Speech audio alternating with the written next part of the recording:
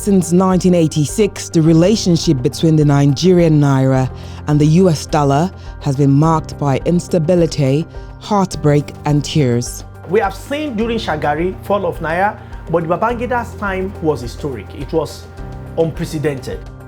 The more you push your economy to get integrated into the global market economies, the more you increase the use of dollar. Through the turbulence, some have amassed stupendous wealth, while many others wallow in profound poverty. A lot of our members, about 50 of our members today, are out of business because of these issues. The Naira, once a heavyweight currency in Africa, has fallen on hard times. We can ensure a more stable exchange rate. Since the 1986 devaluation, it has not fully recovered.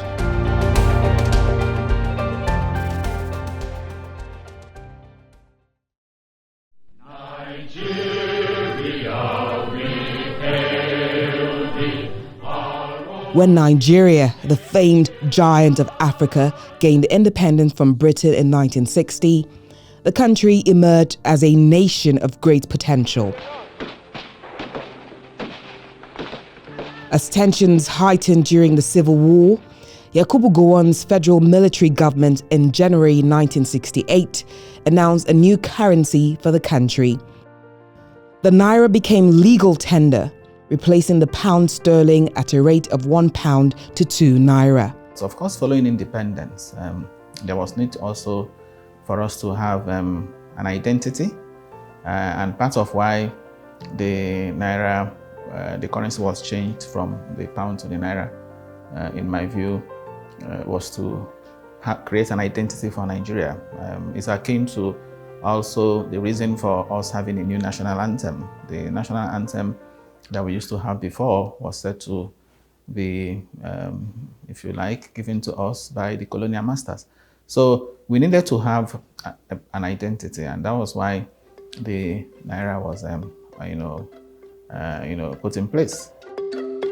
In 1971, Nigeria joined the Organization of Petroleum Exporting Countries, OPEC, with the dollar serving as the international trade currency for oil. This may have marked the beginning of a complicated relationship with the dollar. For many Nigerians, it also marked the beginning of a borderline obsessive fascination with the exchange rate between the two currencies. The 1970s were the golden years of an oil boom. By 1976, the country generated over 5.3 billion naira in oil revenue. The massive growth in Nigeria's oil industry was fueled by a global scarcity at the time. When oil prices dropped in 1981, Nigeria fell into a recession that lasted until 1992. Total oil revenues declined from 12.3 billion naira in 1980 to 7.3 billion naira in 1983.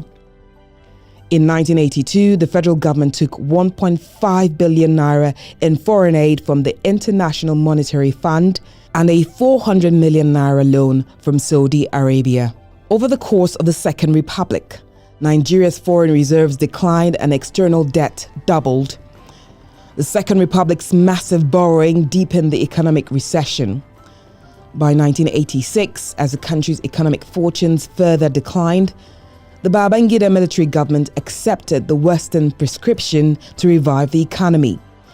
It announced a structural adjustment program. The plan devalued Nigeria's currency.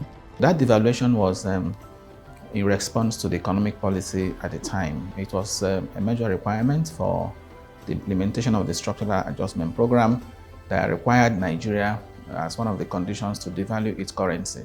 The intention then was to enable Nigeria export more because at the time the IMF and the World Bank had advised that we needed to have more forex, and the way to have more forex, of course, is to devalue your currency, make your exports cheaper, and so on. So it was one of the requirements for the implementing the structural adjustment program, but unfortunately, it didn't really work out well. For me, it was like putting the cart before the horse. At the time, we didn't have a diversified export base. We were not really exporting much. And so even when we devalued, we had nothing to give the world, the rest of the world. Devaluation was meant to enable you export more and earn revenue. The devaluation of the Naira came with a rapid inflation and a decrease in the purchasing power of the average Nigerian. Between 1988 and 1995, the inflation rate bounced between 40 and 70%, making it difficult for people to afford basic necessities such as food and health care. The Naira, which exchanged at 1 Naira to $1 in 1985, fell to 4 Naira 21 kobo to $1 in 1988. By 1989, it further declined to 7 Naira 48 kobo to $1 and 22 Naira to $1 by 1994.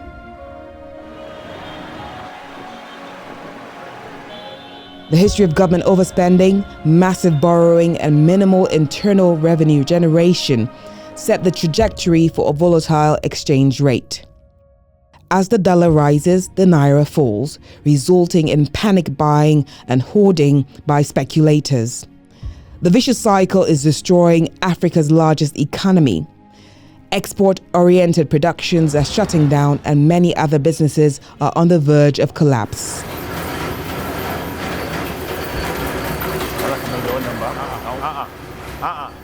Ishak Abdurrahim owns a bakery. The economic crisis has dealt him a hard blow. Sourcing wheat has been a major problem due to the high exchange rate. The devaluation and the Russia and Ukraine challenges have actually affected our businesses. Before, I remember a bag of flour is about 6,200, 6,000 plus. It came to about 9,000, came to about 12,000, 13,000, 15,000. Today, it's 38 to 40,000 naira, depending on the brand. So it has really affected us. Apart from other flour, sugar too is about 60,000, and some other ingredients we are using. There's no, okay, like generally, petrol is about 640 now. Diesel is about 1,250 as at yesterday. A 1 kg of LPG that we are using for our gas ovens is 1,200 per kg. So all these factors have affected our production, and our customers' loyalty has reduced because the purchasing power is very small. Many other businesses are folding up due to high importation costs. Indeed, these are hard times for businesses sourcing raw materials for manufacturing from other countries. All the people in the market, they are now capitalizing on dollar. The small thing you buy, once they say dollar has increased, they also increase their price. They will tell you that when they are buying the new product, they are buying it at a new price. So they would sell it at the new price as well.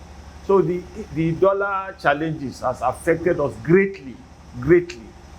It has affected all the businesses. Like I said during the interview, a lot of our members, about 50 of our members today are out of business because of these issues.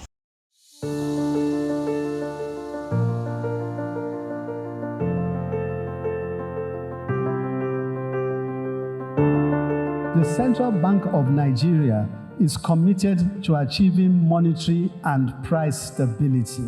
This is not just a technical objective, but it has real-life implications for the well-being of all our citizens. Through targeted policies, transparent market operations, and coordination between monetary and fiscal authorities, we can ensure a more stable exchange rate, control inflation, and create an enabling environment for businesses and individuals to thrive. Looking through history, some experts fault the devaluation of the Naira as one of the key factors responsible for the country's financial woes. We have seen during Shagari, fall of Naira, but Babangida's time was historic. It was unprecedented. The kind of fall we had during his tenure was unprecedented, not just because of the number you see in exchange rates, but the implication on inflation. So it was huge. That's what we're experiencing now. We saw a major shift, nearly 100% reduction in value. And we now saw the impact it's having on inflation. Inflation, as I talked to you, is over 26%. That's a lot year on year for any economy to confront. IMF is meant to bring stability based on their understanding. They are not developing country. Check Argentina, the IMF advice. Argentina's back is on the ground. So they're advising Nigeria. There are some good things IMF has told us. I must agree. But when it comes to the issue of currency, IMF seems to support the theory or the idea that if you want to destroy a people, destroy their currency first. Why is international organization, including IMF, advising China to make their currency stronger? Why? Because China is a net exporter. Nigeria is a net importer. When your currency is weaker and you're exporting, your people will be prosperous. Unemployment, corruption, non-diversification of the economy, income inequality, and a poor education system are also some major factors contributing to the economic problems in Nigeria. The moment people begin to lose confidence in the value of their local currency, it compounds it. Because the value of your currency is not just simply a function of the market. The market is very fundamental, it's important. But it is also about people's perception. There's a psychology of it. Once people believe that the currency cannot retain its value, they find alternative ways of savings. And therefore, some could go into savings in terms of buying land where they can afford, because they believe that land can maintain certain values. So they buy land. Some buy gold and use gold to keep the stability of their currency. But increasingly, we are also seeing people also buying foreign exchange, buying dollars, and therefore opening account and saving in dollars instead of saving in Naira. So it's like someone earning in Naira. You earn, you get your money, you go to a bureau de change, you convert it to dollar, and then you take it to the market. And that increases the demand for dollar. And the more the demand for dollar increased, then the lesser the value of the Naira would be. So there are just complex web of issues occasioned by just that singular decision to liberalize the market. Mustafa Bala, a bureau de change operator in Abuja, emphasizes that access and availability of the dollar determines the price in the black market from the CBN. The central bank do give bureau de change dollars so that they can sell to their customers.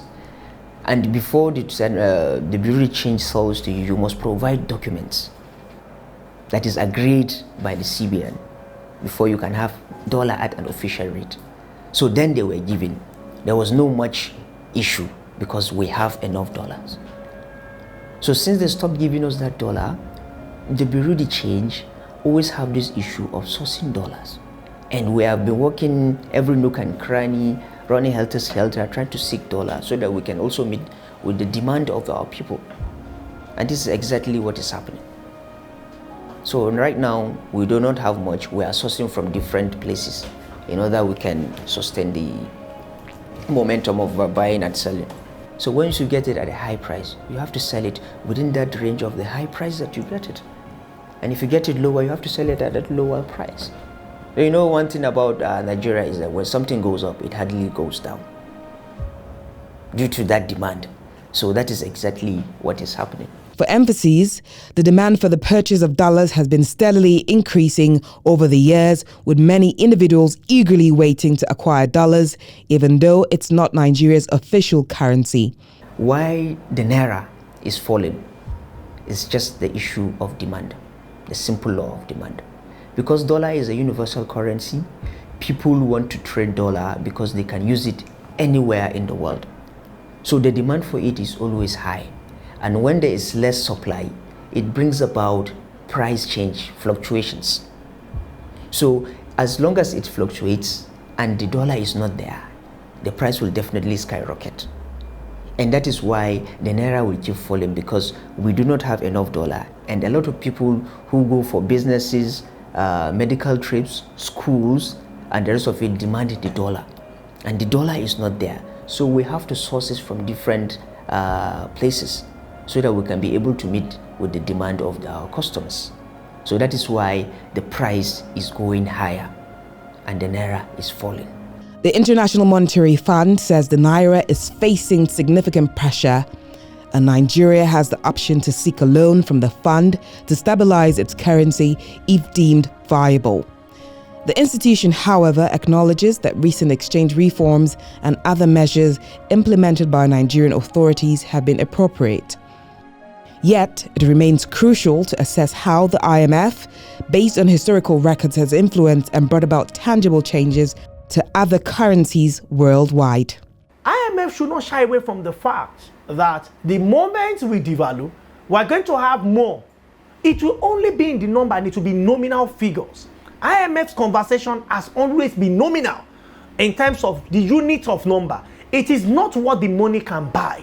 Our conversation should go beyond nominal to reality, to real economics and the real numbers, what the money can buy. This is the challenge we have had with IMF, even though the advice, when you look at it at the surface, they make a lot of sense. But recall that they are also a lending organization. So even though you want to say no to IMF, you had better have an alternative to have access to FX in terms of borrowing. If not, you might still be forced to stay with IMF. Each time you see these institutions celebrating your economic management, in the real sense, it's like you are doing something wrong for the people. Because when you make some of those so-called hard decisions that are often taken that exacerbate inflations, increase poverty, increase inequality, and reduce access to public services, including health and education, and then you say that is the right thing you are doing, it's going to be painful for some time, and then after a while things will get better. We've seen that, and things aren't getting better in any way. Even some of the most celebrated countries in terms of these neoliberal reforms, like Ghana, have seen massive devaluations of their currencies, increasing poverty, that on several occasions they actually have to redominate their currency by removing 2 zeros, removing 3 zeros on their currency, and sometimes Nigerians will say, oh, the value of the cedis is higher. It's not actually true. It's because over the years they have been removing zeros from those currencies. So there are no clear evidence in poorer economies that some of these policies have helped. In fact, to the contrary, it is even countries that have tried to exert some controls that have made progress than those who have opened up their economy. Nevertheless, the Nigerian government has turned a deaf ear, according to the perception of many Nigerians, regarding the issue of the Naira. Despite this, policies are consistently implemented every day in an effort to bolster the Naira, although it often seems akin to a drop of water in the ocean. The policy of this present administration, for what I know, is not necessarily to strengthen the Naira. You Nigerians have come, they put this government under a lot of pressure. You want there to be a free trading. Therefore, what the administration is thinking about first and foremost is, okay, how can we ensure transparency in the trading of official dollar in Nigeria? Because we're still an import-dependent economy, unfortunately, and a lot of people are importers, they want money, they want it now and all of that, So that's why they put in this NAFEM, system. And the same Nigerians will turn around and say, CBN should supply dollar into the market, or government should supply. Where are you going to supply from? Where are you going to supply from? We're playing a silly game on ourselves, on our children yet unborn, on our country. We're acting as people who don't need a country. If you don't need your currency, you don't need your country. It's unfortunate. So we need to actually talk to ourselves to know whether indeed we have attained that maturity to be in a corporate, existence like this, because what people do is to secure their country, is to protect their country, protect their currency, their country. Economists and development experts hold divergent views on Naira policies and believe that the government should redirect its efforts towards enhancing the economic strength of the Naira. The obsession with the whole dollar thing is part of the problem. And you cannot run your economy on the basis of the currency of another person. And I think over the years we've seen our governments in this country being obsessed with the value of Naira in relations to dollar, not the value of Naira in relations to our local economy. So I think if we invest, if we pay more attention to our economy, and our economy continues to grow, and our export capacity increases, I think the whole challenge of exchange rate will be significantly addressed. Citizens sometimes, when they are assessing the government economic performance, we are quick to draw a parallel and just trying to look at how is Naira exchanging today to a dollar. Even though you don't have a dollar, you don't buy anything in dollar in your market, you are not traveling abroad, you are not doing anything, but the concern is your economy is performing only when the value of your Naira is not going down, it's only when it is going up. But who actually told you that the value of dollar is actually the appropriate value? What is important is respond to your economic fundamentals. Increase productivity in your economy. Reduce unemployment. Deal with the concerns around poverty, inequality, and exclusion. Get more people into the economic net. See to the growth of this informal economy, and these challenges will be addressed.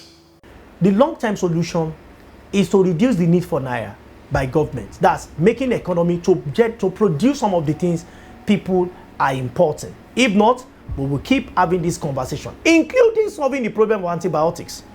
We spend more than 300 billion Naira to import antibiotics, not 1 year, but 1 quarter. And we have all the pharmaceutical, we have all the trainings, we have all the people who we believe are technically savvy to start making these drugs locally.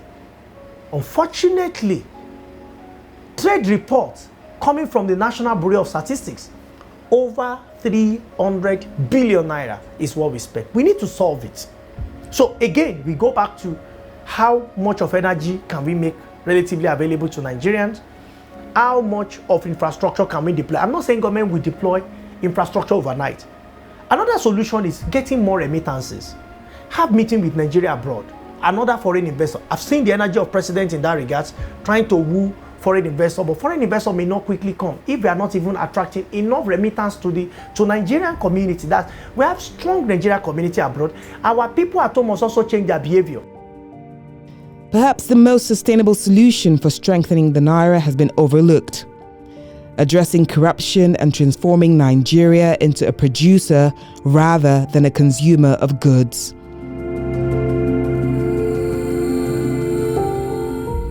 Urgent implementation of political strategies is imperative to rejuvenate the value of Nigeria's currency and propel the country to its rightful position in global affairs.